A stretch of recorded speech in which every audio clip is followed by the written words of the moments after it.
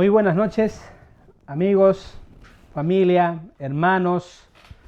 Sean bienvenidos una vez más a esta clase del Antiguo Testamento. Entonces, hoy hay muchísimo material, demasiado material, que creo que el tiempo va a ser, no sé, corto, porque esto es interminable. Estoy muy ansioso, muy emocionado de poder compartir un poquito más sobre las enseñanzas del Antiguo Testamento, de ver lo bonito que es, de poder disfrutar, de poder testificar que el Dios del Antiguo Testamento es Jesucristo. Como verán, la semana pasada hemos quedado en, ¿verdad?, el arca de Noé. Hemos dicho que el arca de Noé, dependiendo en el diluvio de nuestras vidas, puede ser Jesucristo mismo. El arca de Noé puede ser un templo, puede ser una iglesia, un lugar de refugio, un lugar donde podamos ser instruidos, enseñados, podamos ser ministrados, podamos ser consolados, podamos hallar paz, podamos hallar consolación, ¿no?, en medio de nuestra vida. También hemos visto que Noé desembarcó, se embriagó, se emborrachó, como se diría en buen castellano. Y bueno, ahí hemos visto que uno de sus hijos también, Cam, le robó la túnica que en el jardín de Edén Adán había obtenido. Entonces, ahora quiero empezar un poquito mostrando la genealogía, ¿vale?, desde Noé hasta Abraham, ¿vale? Entonces quiero, para que puedan saber de que, o sea, el conocimiento de Adán, el anterior video que hemos hecho, de Adán hemos llegado hasta Noé, ¿verdad? Hemos pasado por Enoc, hemos pasado por Matusalem, grandes personajes bíblicos. Ahora vamos a hacer de Noé hasta Abraham para entender muy bien la lección que tenemos que plantear, la enseñanza que queremos dejar una vez más para esta semana. Entonces, quiero irme un poquito aquí a la pizarra. Sé que a lo mejor las letras de abajo no se va a poder leer muy bien, pero ahí pueden hacer zoom. Pero quiero que se queden con esto, ¿vale? Entonces empezamos con Noé. Habíamos dicho que Noé nació el año 1056. Entonces Noé, toda su vida de Noé fue 950 años, ¿vale? Toda su vida, 950 años. Noé murió el año 2006. Entonces estamos hablando 2006 desde Adán, desde la creación, desde el año 0, desde que Adán fue expulsado del jardín de Edén, ¿vale? Entonces Noé murió el año 2006.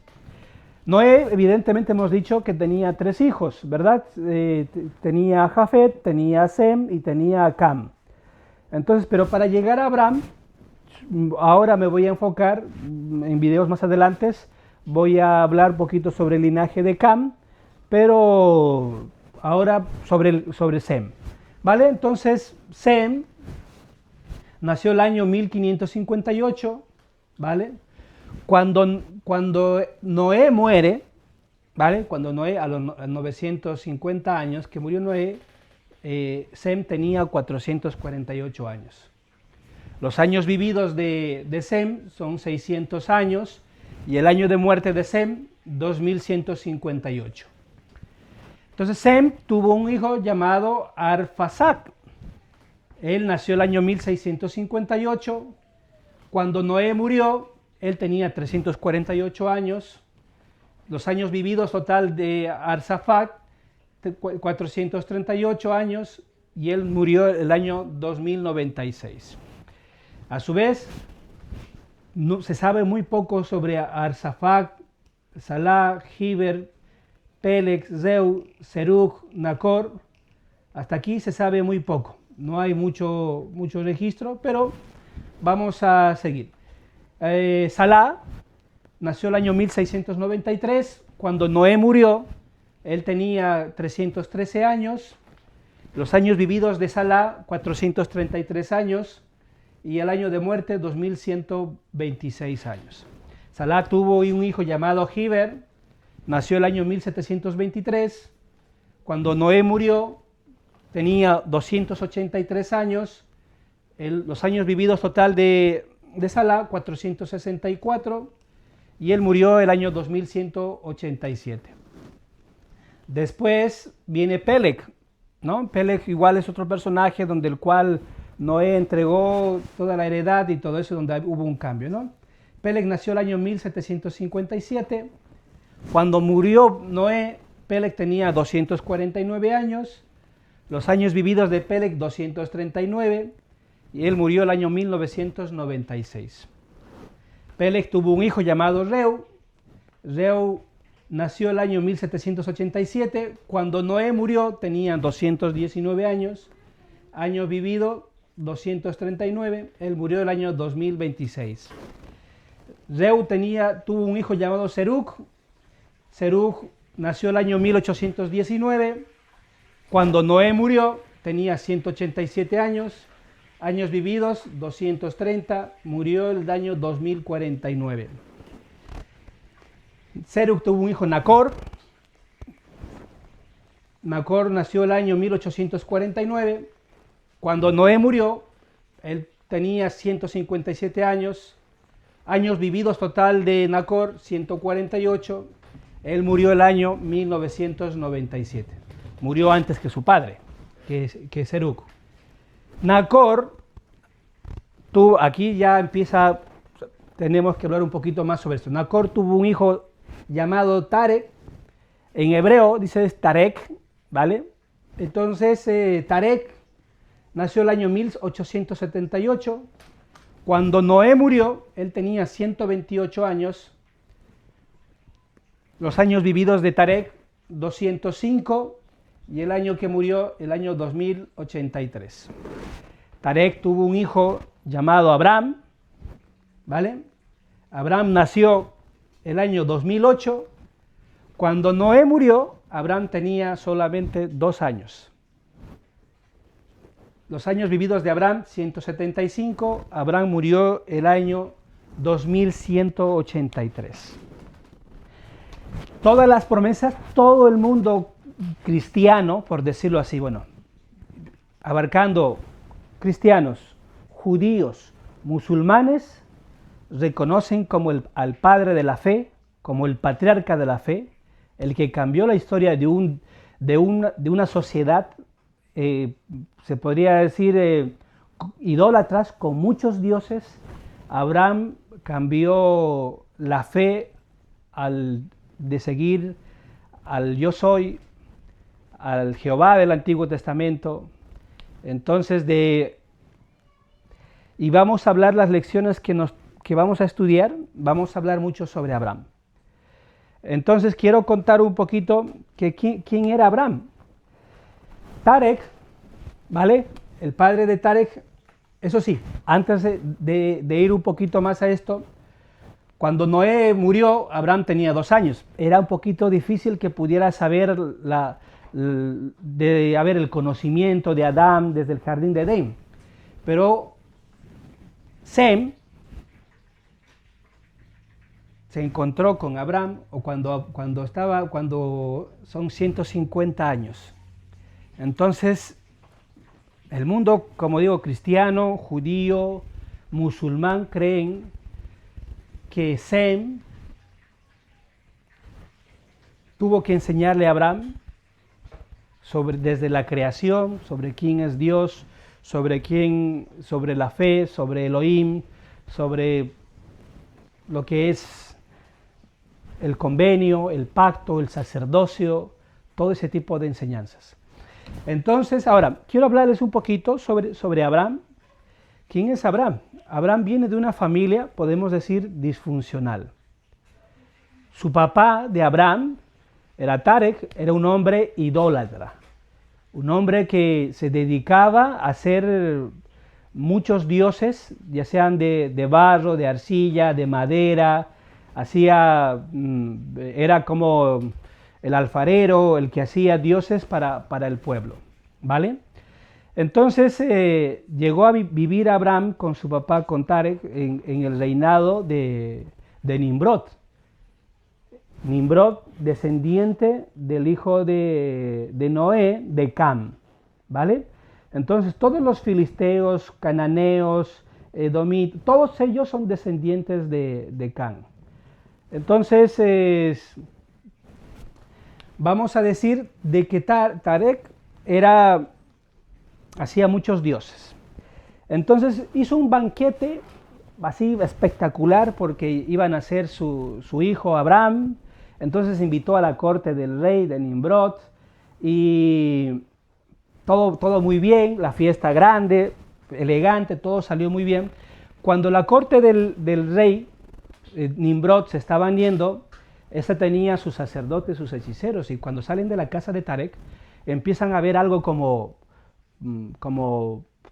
que les explotó la cabeza. Veían que una estrella grande, inmensa, que empezó de la nada, como de menos a más, empezó primeramente a irse hacia el este, a comerse una estrella. ¡Bum! Se lo comió. Y de repente de ahí, ¿no?, al norte, ¡bum!, se come otra estrella. Al sur, otra estrella. Al oeste, otra estrella. Entonces, estos sacerdotes quedaron como, dijeron, wow, ¿qué está pasando? Qué raro. Van y hablan con Nimrod y le dicen, mire, el hijo de Tarek está llamado, predestinado a cambiar, o sea, totalmente cómo nos vamos manejando, cómo estamos sosteniendo. Este va a traer abundancia, felicidad, va a traer cosas así elevadísimas, profundas, va a imponer un nuevo estilo, una nueva orden de vida. No podemos permitir que él siga viviendo. Entonces Nimrod dice, qué peligroso es que nazca una persona así. Llama a Tarek y le dice, oye, mira, no te voy a ir con cuentos, tu hijo es especial y no puede vivir. Te voy a dar $1.000.000, por decirlo así. Te voy a dar mucha plata, pero entrégame a tu hijo, lo vamos a sacrificar, lo vamos a matar. Tarek le dice, pero ¿de qué me sirve que me puedas dar tanto dinero si al final no sé si voy a tener más hijos? ¿Y en qué los voy a gastar? Entonces nuevamente Nimrod le dice, he querido ser bueno contigo, he querido ser amable, pero mira, te lo pongo de esta manera. Si no me lo das, van a morir tu hijo y tú. Entonces Tarek se queda ahí como dice, bueno, dame 2 días para pensarlo. Se va a casa, lo piensa. Tarek era un hombre de dinero, de influencia, no era se podría decir pobre para nada. Era un hombre que tenía esclavos, por decirlo de esa forma. Entonces, no sé si casualidad, no sé si todo está preparado, pero para alegría de Tarek, le nació el mismo día que Abraham, ¿no?, un esclavito. Él tenía esclavos. Entonces, un hijo de esos esclavos nació el mismo día que Abraham. Entonces él decide cambiar. Agarra a este esclavito recién nacido, al bebito, lo lleva a Nimrod y le dice, este es mi hijo. Entonces, bueno, como supondrán, muere ese niño. Entonces, ¿qué es lo que hace Tarek? Oculta a Abraham, lo lleva, lo aleja y dice, no me pueden ver como cercano porque he dicho que mi hijo era él. Entonces, lo llevan y durante los primeros 3 años de nacimiento de Abraham, pues Abraham estaba desterrado, no vivía con sus papás. Y ahí es que Abraham empezó a crecer, a sentarse, miraba en su destierro que estaba ahí en las montañas, decía, pero y esto es muy raro, ¿no? Porque ¿quién es el que manda aquí en todo esto? Veía al sol imponerse fuerte y él decía, no, el sol es el que manda, entonces todos tenemos que adorar al sol.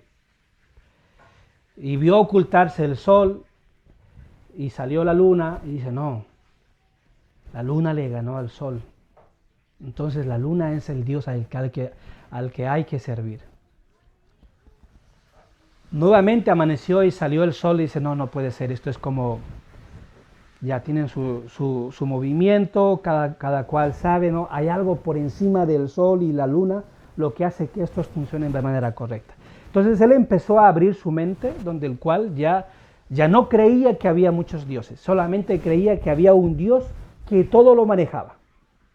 A diferencia de su papá politeísta, tenía muchos dioses. Entonces pasa el tiempo, nuevamente Tarek era un hombre de negocios, tenía su tienda, tenía su fábrica, tenía su museo. Entonces nuevamente le acerca y dice, mira Abraham, dice, quédate en la tienda, aquí vas a vender todos estos dioses que tenemos. Entonces lo que hace Abraham primeramente es que no empieza a vender. Viene una mujer, le dice, dame este Dios. Y Abraham le empieza a cuestionar, dice, pero ¿para qué quieres esto? No, muchacho, ¿cómo no sabes? Esto es un Dios que te cumple todos los milagros. Abraham le dice, no cumple ningún milagro. Mi hermano mayor ayer lo ha hecho esto recién, no cumple nada. ¿Cuántos años tiene? 90 años. Dice, no, este tiene menos años, tiene menos de 24 horas de vida y va a pagar tanto dinero para eso. Entonces la mujer dice, sí, es verdad, mi hijo, no. Entonces viene el papá, le dice, oye, ¿cuánto has vendido? No he vendido nada. Tú eres mal vendedor. Lo llevan al museo para que pudiera controlar y ver el movimiento. Entonces Abraham está ahí y empieza a ver, porque su padre le había dicho que esos eran dioses, que cumplían deseos, ¿no? Abraham va corriendo donde su mamá, le dice, mamá, prepárame la comida, la mejor comida, porque quiero acercarme a estos dioses, ¿no? Su mamá le cocina un guiso maravilloso, lo pone ahí al dios, al más grandote, le dice, mira, te traigo esto, come, sírvete, ¿no? Y entonces veía que no se comían la comida, no hablaban, no le escuchaban, no le respondían a lo que Abraham le iba conversando, ¿no? Entonces, Abraham como dice, no puede ser. Y agarra un garrote, un palo, y empieza a romper todos los dioses de ahí, de su papá, de ese museo. Entonces solo deja al más grandote, al que valía muchísimo dinero, ahí lo deja al grandote, lo pone el garrote en la mano de este dios que tenía, y viene su papá y le dice, Abraham, ¿qué pasó aquí? ¿Qué hiciste? Y dice, no, yo no hice nada. Dice, aquí tu Dios, como vio que había comida, y él quiso apropiarse de la comida, y les empezó a pegar y los mató a todos. Entonces Tarek le dice, hombre, eso es imposible. Dice, estos no piensan, no hablan, no se mueven, no sienten. ¿Cómo va a ser eso? Dice, mira, dice, ¿te das cuenta a quién estás sirviendo? A algo que no se mueve, que no piensa, que no responde, que no escucha. ¿No crees que estás equivocado, papá?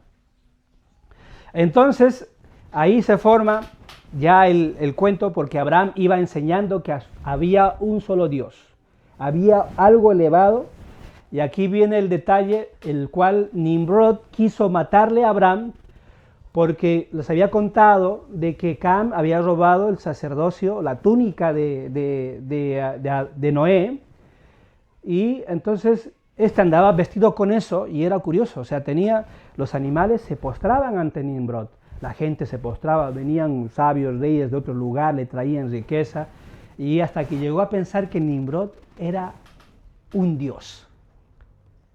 Y como Abraham estaba enseñando de que solo había un Dios elevado que escuchaba, que era Elohim, que era el Jehová del Antiguo Testamento, a Nimrod no le gustó, porque decía, no, pues, si está hablando de otro que no soy yo, si yo soy Dios, aquí hay un problema. Entonces, ¿qué es lo que hacen? Cogen a Abraham y empiezan a avivar estos donde hacen ladrillos, ¿no?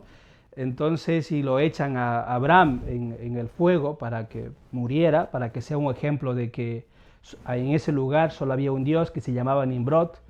Lo meten y Abraham 3 días estuvo en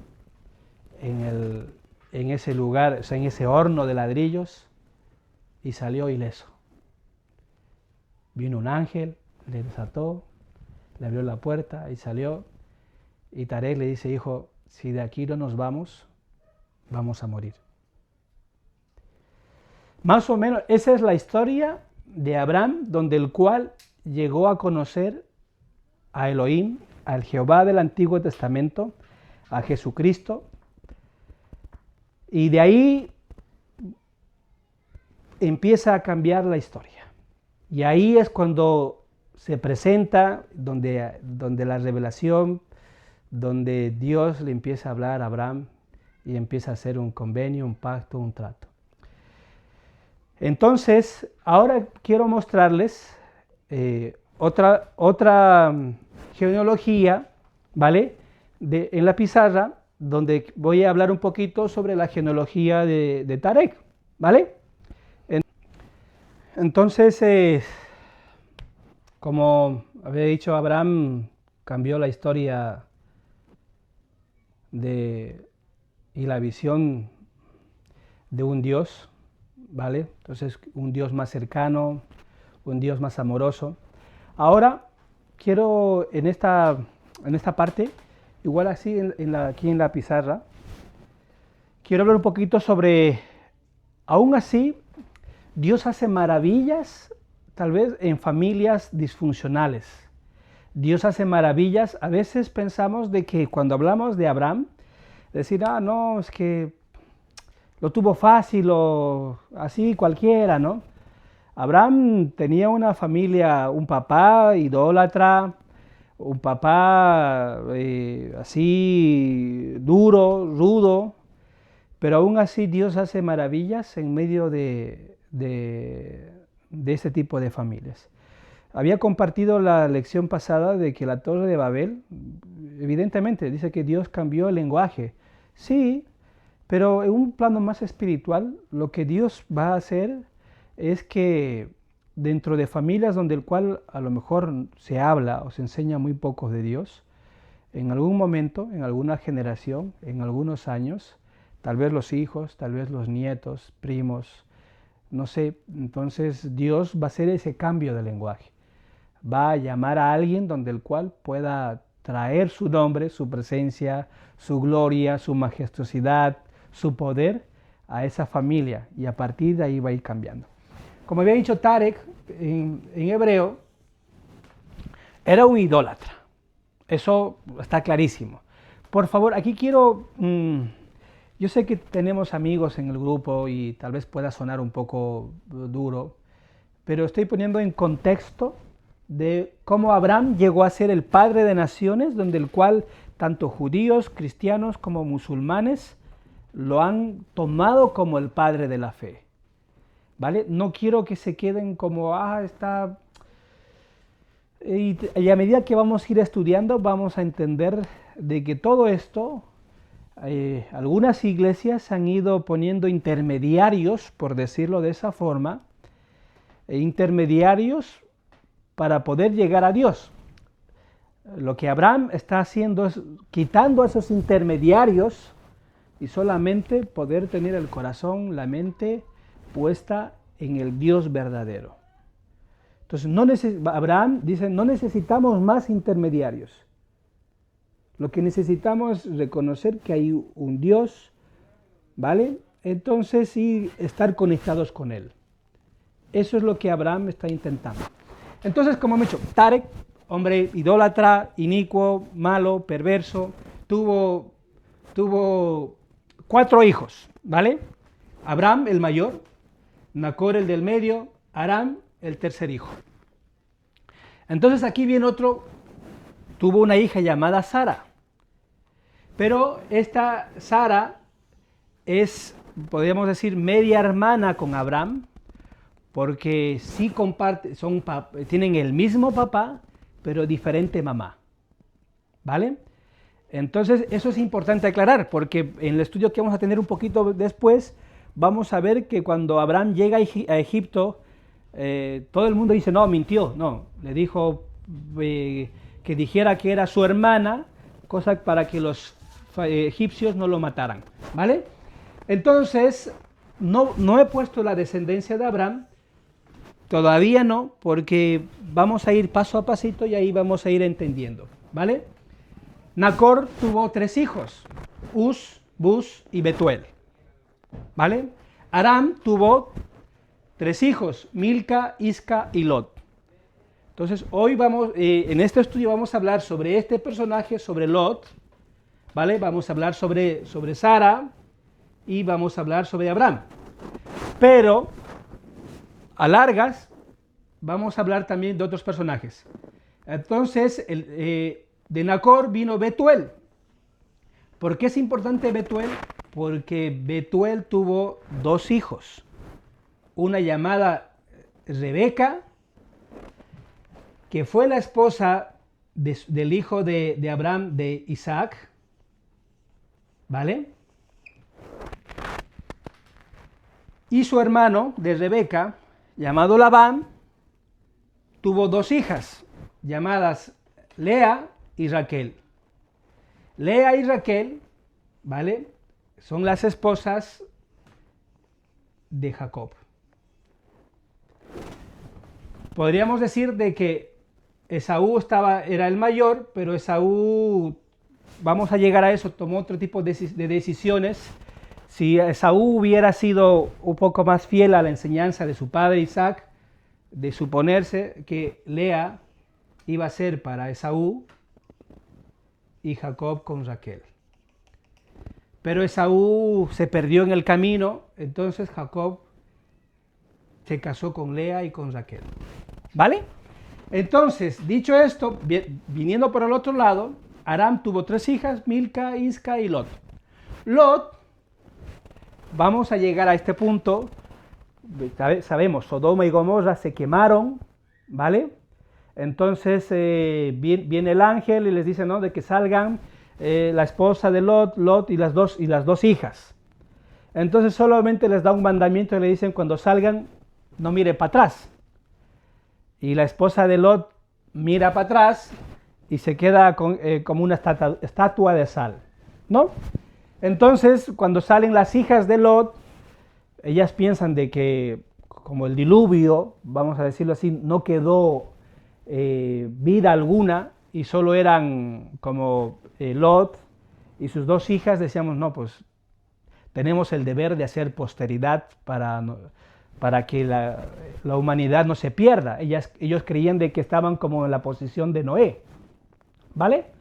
Entonces, la hija mayor, la primera noche se acuesta con su papá, con Lot, y tiene un hijo, llamado Ben-Amí. Y la hija menor tuvo otro hijo llamado Moab.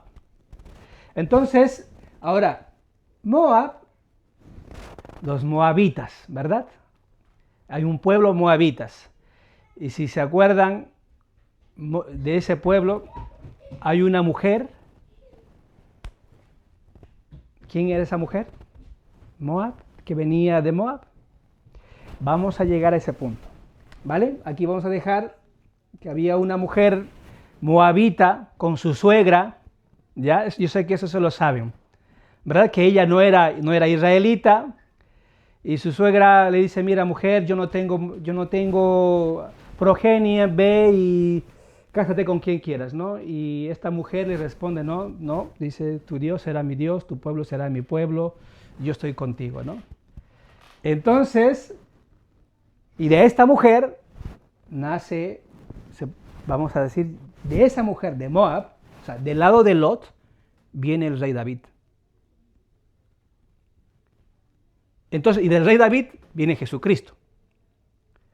Entonces estamos hablando de una persona idólatra, cómo el Señor hace de que de Moab venga el rey David, nazca Jesucristo y todo esto, ¿vale? Eso lo vamos a explicar. Parece como un rompecabezas, pero vamos a explicarlo cuando estemos ahí paso a paso, ¿ok?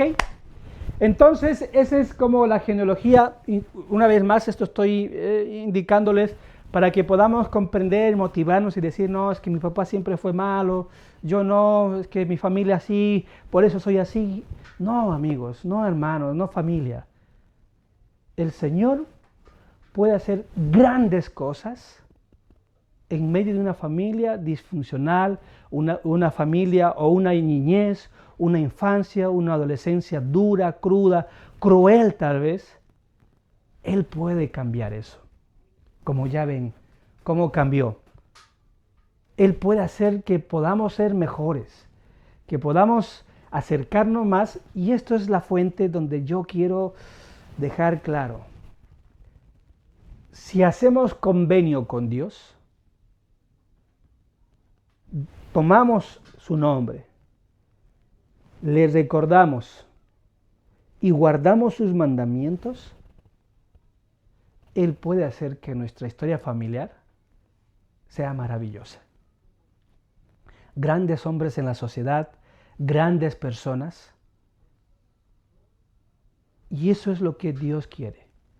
Quiere que podamos hacer convenio con Él para que su presencia, para que su espíritu esté con nosotros. Para que podamos socorrer al necesitado, para que podamos vestir al desnudo, alimentar al hambriento, ayudar al pobre. Eso es lo que Dios quiere. Y Él puede hacerlo. Está demostrado de una familia disfuncional, Padre de naciones. Ahora nuevamente voy a apuntar en la pizarra, ¿vale? Lo que quiero compartir en esta semana, en los pocos minutos que me queda, lo que sería Génesis del 12 al 17, algunas cositas puntuales, ¿vale? Entonces, yo estoy seguro de que Dios nos ama y Él quiere hacer convenio. Y la lección que quiero dejar clarísimo para este tiempo es cómo podemos hacer convenio con Dios, ¿vale? Entonces, ahora solamente quiero hacer en la pizarra y seguimos. Entonces, familia, amigos, hermanos, solo quiero decirles de que sin ánimo de defensa alguna, estoy convencido si nos tomáramos un tiempo de poder estudiar como estamos estudiando el Antiguo Testamento, se van a poder dar cuenta que Dios es maravilloso. A lo largo que vamos a ir viendo cada situación, cada episodio, insisto, Dios quiere hacer pacto, quiere hacer un convenio con cada uno de nosotros. Cuando asistimos a una iglesia, cuando nos congregamos, cuando disfrutamos de la hermandad plena, cuando estamos en un barrio, cuando estamos dispuestos a seguirle al Señor, a veces creemos de que nuestra disposición de servirle al Señor nos va a eximir de las tribulaciones, de las pruebas, de los momentos difíciles. También lo que pasa a veces es que cuando decidimos seguir al Señor, nuestro entorno, nuestra familia, también nos los pone difícil. Entonces a veces nuestros amigos, a veces nuestros vecinos con críticas, ¿no? De que, mira el cristiano, mira tal, ¿no? Es peor que yo, no sé, yo por lo menos yo no voy a la iglesia. Entonces, mis queridos hermanos, cuando decidimos hacer convenio con Dios, seguir a Dios, es una muestra, es una disposición abierta, o le confesamos de una manera sincera a Dios de que necesitamos su ayuda, necesitamos su guía, necesitamos su amor, necesitamos su protección. Eso lo podemos gozar de una manera directa. No necesitamos intermediarios. Necesitamos directamente hablar con Dios el Padre, con nuestro Salvador Jesucristo. Necesitamos tener esa cercanía. Las lecciones que quiero compartir brevemente, quiero irme de que cuando Abraham ya reconoció, sintió, ya le habló Dios, o sea, ya le había mostrado que Él era el Dios de todos los dioses, el gran yo soy. Entonces, Abraham fue probado, fue puesto a prueba, pero no porque no sé, porque Dios es omnisciente, Él lo sabe todo. Lo que hay que entender de que detrás de cada prueba, a veces Lo que pasa es que cuando estamos viviendo una prueba, nos sentimos mal. Y eso puede tener un efecto de que nos podemos desmotivar, de podemos alejarnos y dejar el convenio que decidimos hacer con Dios. Con esto, como digo, Abraham es el padre de las naciones, el padre de la fe, porque nos está demostrando Abraham de que podemos servir, podemos seguir a Dios, podemos hacer convenio con Dios por amor. Debemos entender que los momentos difíciles, esos días de diluvio que vivimos en nuestra vida, solo va a traer un fin, un objetivo, el ser mejor. Y cuando vamos a pasar esa prueba, esa tribulación, ese momento difícil, va a venir una bendición. Eso sí o sí. Entonces, no nos quejemos, no digamos, ¿por qué a mí? ¿Por qué no a él? Yo pongo todo de mí y veo que él que no pone nada de él, y no se esfuerza y tiene mejores cosas y le va mejor. No.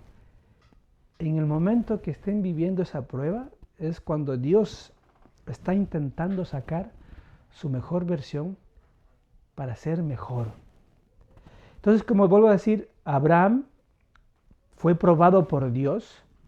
Y Abraham pasó con nota alta, altísima, y por eso es el padre de la fe y nos demuestra de que podemos hacer convenio con Dios y servirle por amor, no por miedo, no por interés, por amor. Entonces, ya entrando aquí en la pizarrita, Abraham fue puesto a prueba, tuvo que vencer 10 pruebas. Hoy, así de manera un poco tal vez muy ligera, no tan profunda por el tiempo, que ya es bastante tiempo, voy a hablar sobre las 7 primeras pruebas. Esto fue de menos a más. Cuando haces convenio con Dios, evidentemente hay una prueba. Estoy convencido de que cuando estás en ese inicio, todo es como a lo mejor muy difícil. Pero las pruebas son de menos a más. Cuanto más cerca estás de Dios, la prueba es más elevada. Entonces, habíamos comentado la primera prueba de Abraham. Yo les conté, Abraham vivía en el reinado de Nimrod, quiso echarle al horno de fuego. Bueno, no quiso, lo echó, 3 días estuvo en el horno de fuego. Vino un ángel, lo sacó, lo desató, y Nimrod, creyendo que 3 días ya era suficiente, va y ve que Abraham estaba ileso, ¿no? Entonces ahí Nimrod empezó a tener miedo, ¿no? Intentó como de una u otra forma quitarle la vida. Dios le preservó. Pero para que haya ese milagro, para que Dios nos pueda librar de todo mal, necesitamos confiar en Él. Necesitamos entregarle a Él nuestra vida y decir, mira, cuídame, protégeme, tú sabes lo que estoy viviendo, lo que estoy pasando. Entonces, ténganlo por seguro, hermanos, amigos, familia, de que en los momentos difíciles, duros, durísimos, cuando nuestros enemigos sean demasiado fuertes, Dios nos puede librar de cualquier mal. E inclusive si somos arrojados en un horno de fuego. En un sentido más actual, como más espiritual, aunque la gente nos critique, nos humille porque decidimos creer en Dios, no cedamos. Entendamos que es el camino. Aunque seamos burlados y nos pongan sobrenombres y nos pongan apodos y nos llamen de lo que sea, no importa, hermanos. Ese es el buen camino. No bajemos la guardia. Confiamos que Dios nos va a ayudar. La prueba número 2, Génesis capítulo 12. Dice, un día el Señor le dijo a Abraham, deja tu tierra, tus parientes y la casa de tu padre, para ir a la tierra que yo te voy a mostrar. Con tus descendientes voy a formar una gran nación, voy a bendecirte y hacerte famoso, y serás una bendición para otros. Bendeciré a los que te bendigan y maldeciré a los que te maldigan. Por medio de ti bendeciré a todas las familias del mundo.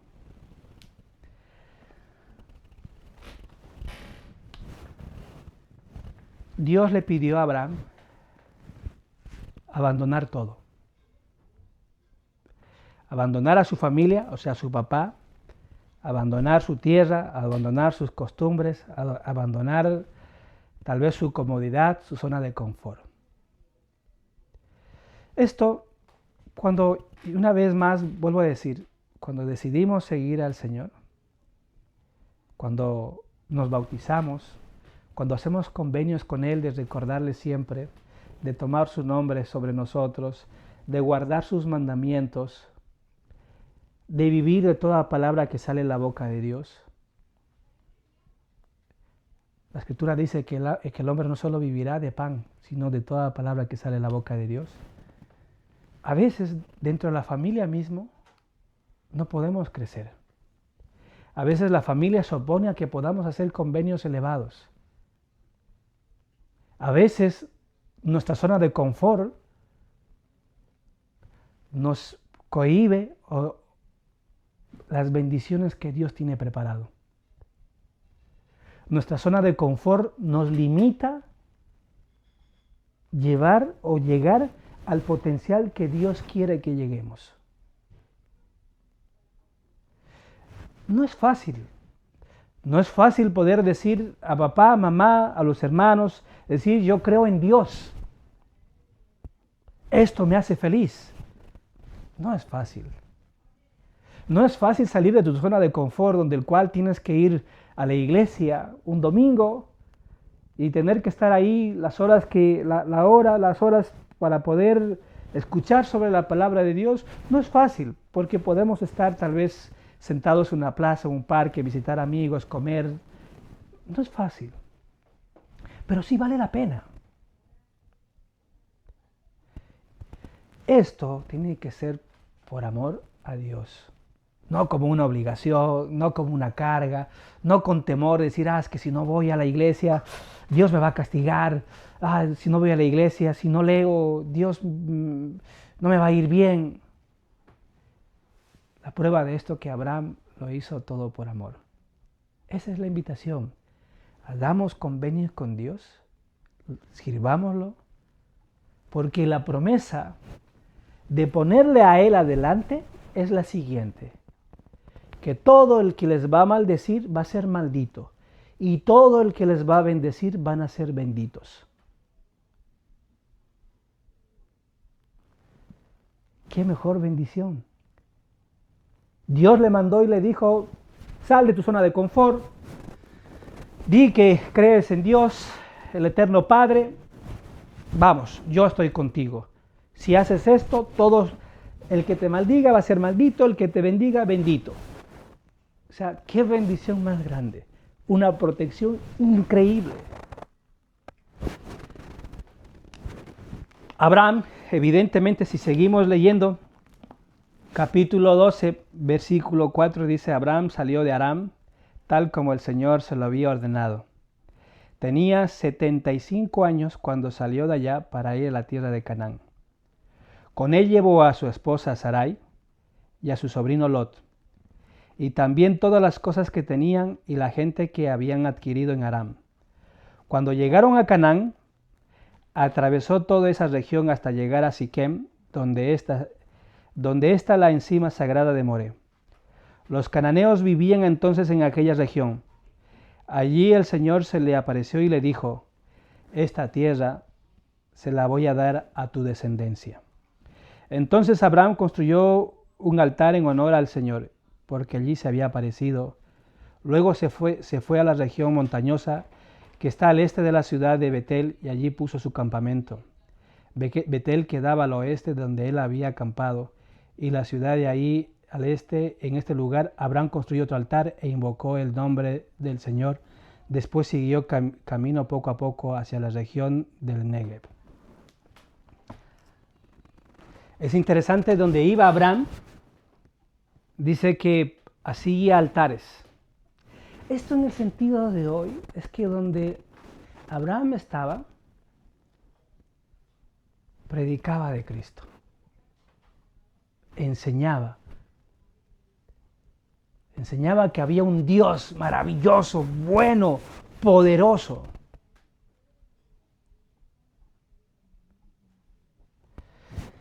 La prueba es que, miren, Dios le libera, le pide que abandone todo, que salga de zona de confort, lo sale, va con su familia, su esposo y la gente su esposa, su sobrino Lot y la gente que le seguía, y llega la época de hambruna. Creo que todos hemos vivido una época de hambruna. Creo que, de cierta forma, una hambruna espiritual, una hambruna también temporal.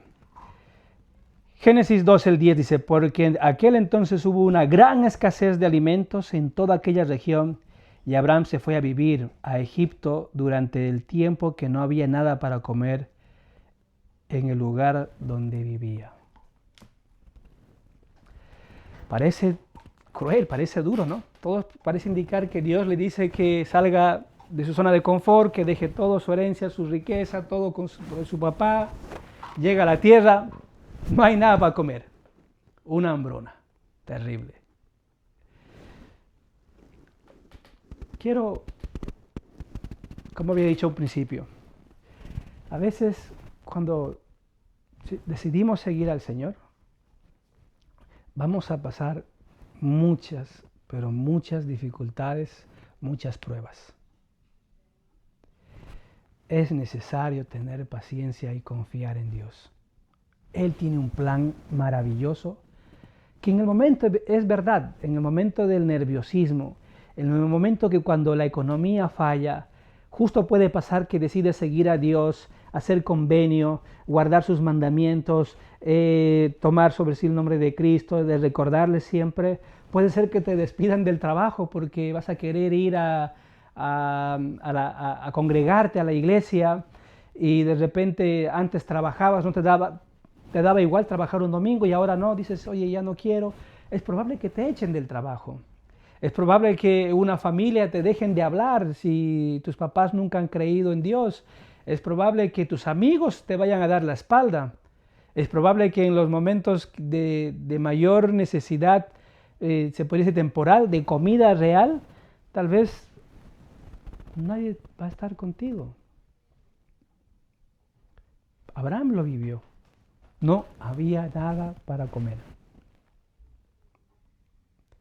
De esa forma, insisto nuevamente, Abraham, el Señor le dice que vaya a Egipto, y aquí viene la cuarta prueba. Cuando llega, mejor leamos lo que dice. Entonces dice: cuando ya estaba llegando a Egipto, Abraham le dijo a su esposa Sarai: mira, yo sé bien que tú eres una mujer hermosa, y que cuando los egipcios te vean, van a decir, esta mujer es la esposa de este hombre. Entonces a mí me matarán, y a ti te dejarán con vida para quedarse contigo. Por eso, para que me vaya bien y no me maten por causa tuya, diles por favor que eres mi hermana. Cuando Abraham llegó a Egipto, los egipcios vieron a Sarai, era muy hermosa. También le vieron los funcionarios de la corte de Faraón, el rey de Egipto, y le fueron a decir, aquella mujer es hermosa. Entonces la llevaron al palacio de Faraón. Por causa de Sarai, el Faraón trató muy bien a Abraham. Les regaló ovejas, vacas, esclavos, esclavas, asnos y camellos. Pero también por causa de Sarai, el Señor castigó a Faraón, y así a su familia con grandes plagas. Estamos en la cuarta prueba. Deciden llegan. Abraham con esa cercanía con Dios, le dio, antes de llegar a Egipto, le dio una profecía. Le dijo, algunos piensan de que Abraham mintió, le hizo mentir a Sarai, pero no es así.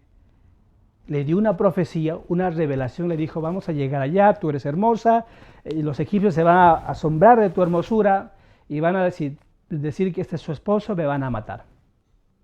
Tal cual. Llegaron, vieron que era una hermosa. Sarai no mintió, porque sí era hermano de Abraham, por parte de papá, por parte de mamá no, o sea, eran hermanos. Entonces, después de haber pasado hambre, el Señor le dirige a Egipto, como dice la Escritura. Faraón, al ver, o sea, la dote, como no había papá, ¿a quién le dieron la dote?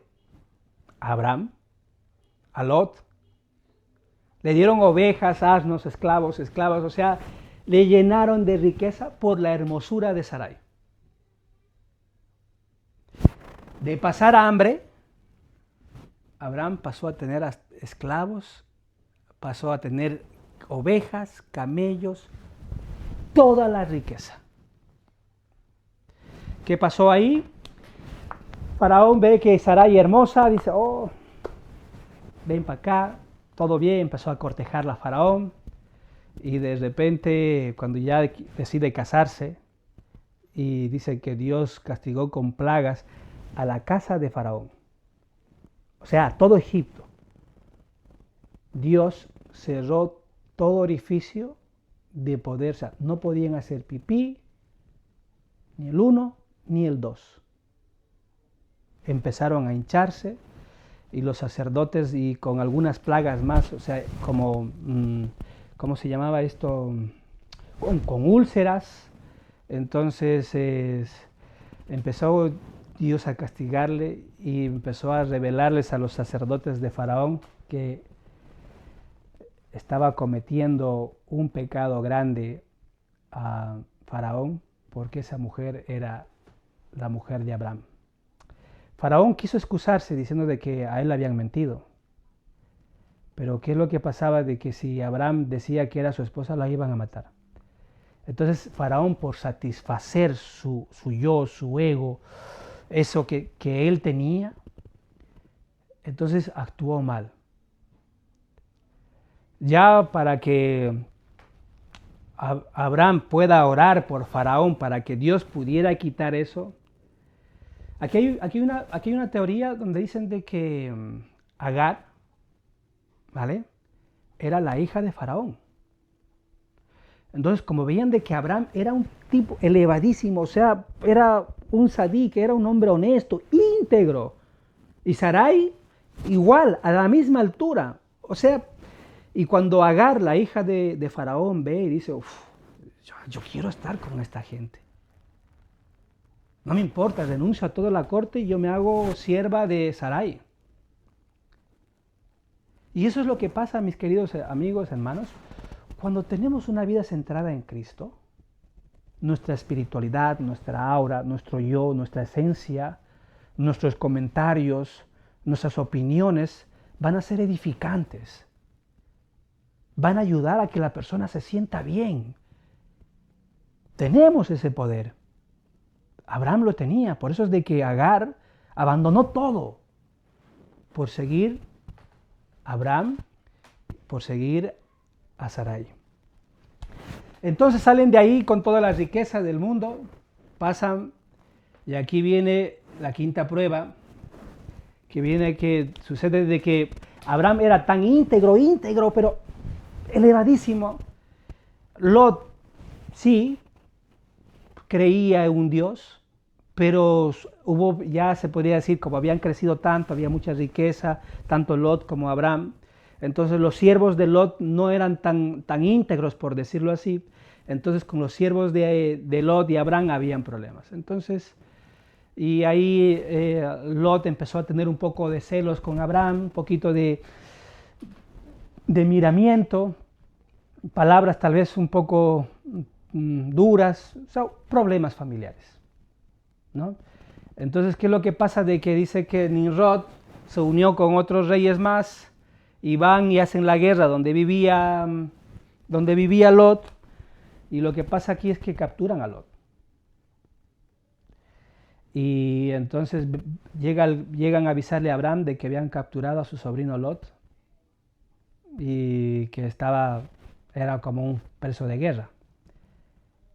¿Qué es lo que hace Abraham? Abraham recluta, vamos a decir así, a todos sus siervos, a todos sus esclavos, que eran 318 hombres.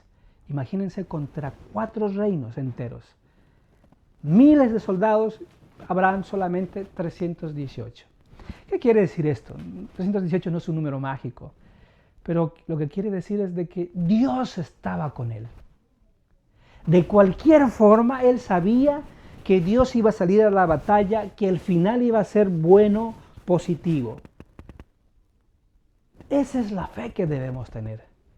Que en medio de cualquier dolor, en medio de cualquier situación, de cualquier tempestad, no perdamos la fe de que Dios está con nosotros y el final va a ser bueno. Pasaron hambre, llegaron a Egipto, se hicieron millonarios, capturaron a Lot, problemas familiares. ¿Por qué tuvo que vivir esta prueba Abraham? A veces cuando tus seres queridos te hieren, te lastiman, te utilizan, ¿vale? No se han portado bien contigo, aquí tienes una prueba. De pagar ojo por ojo, diente por diente, o de socorrer al necesitado, brindar ayuda al necesitado, alimentar al desnudo, porque la vida da vueltas. Todo lo que sube en algún momento tiene que bajar, y en este momento Lot había bajado. La prueba que tuvo que ver Abraham era si perdonar las rencillas familiares, si perdonar la forma que nos utilizaron,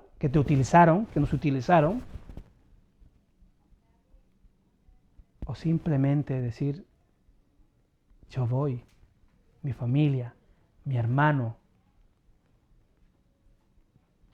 A veces en el día de hoy hay familias peleadas, con situaciones que creemos que son irreconciliables. Pero va a pasar. Esa persona va a necesitar de ti, va a necesitar de nosotros. Y ese momento es la prueba, donde ¿qué vamos a hacer?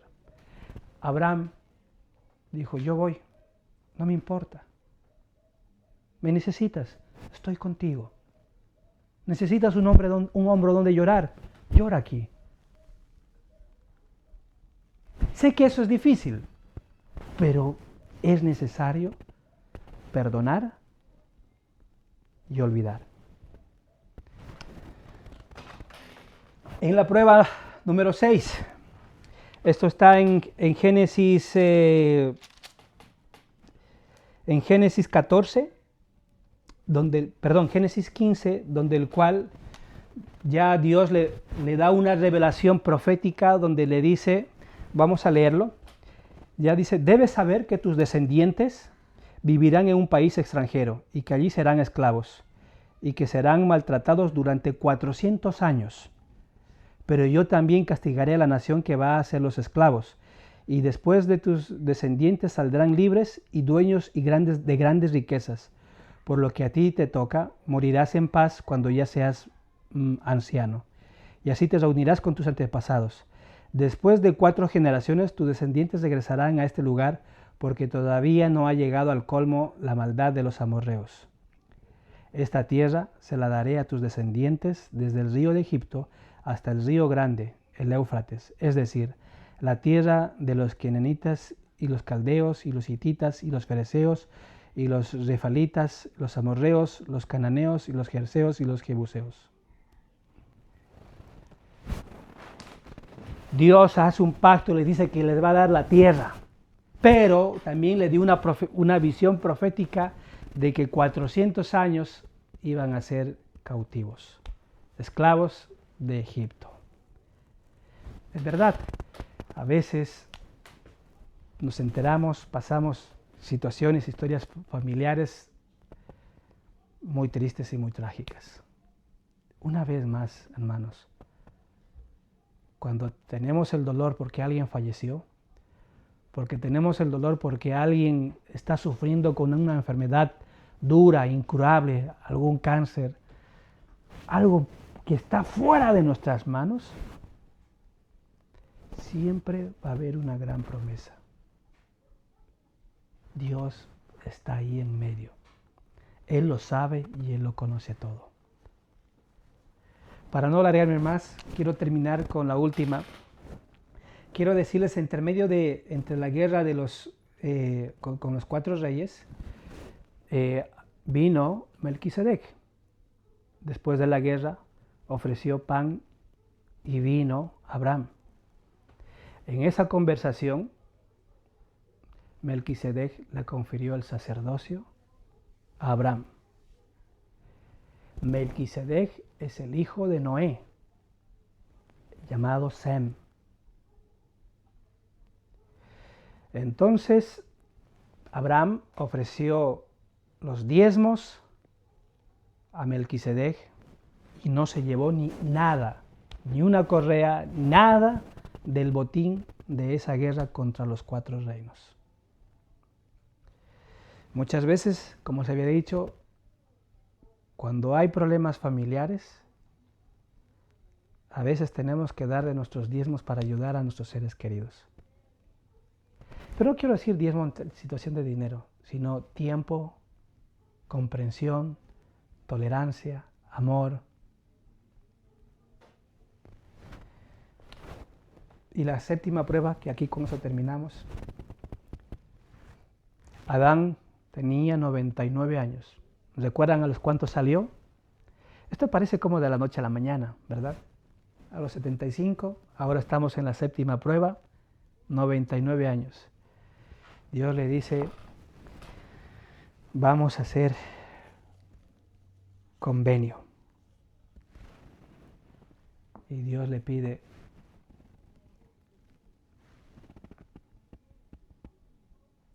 que se haga la circuncisión a los 99 años.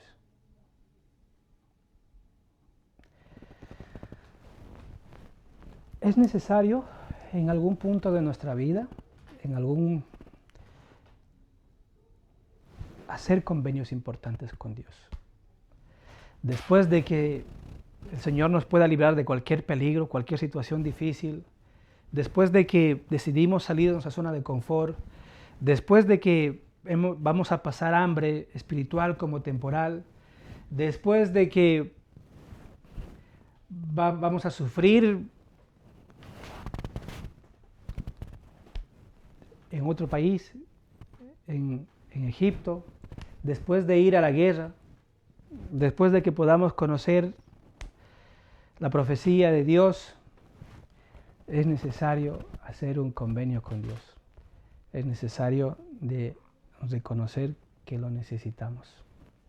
Es necesario que podamos saber de que Él vive. Hermanos, quiero testificar, amigos, familia,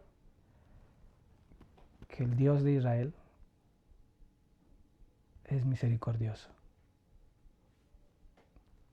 es amoroso. No es bueno, es buenísimo. Lo sé, tocó mi vida, la cambió, siento su amor todos los días, intento alinear mis pensamientos como mis acciones para que puedan ser del agrado del Señor. Y lo comparto en el nombre de Jesucristo. Amén.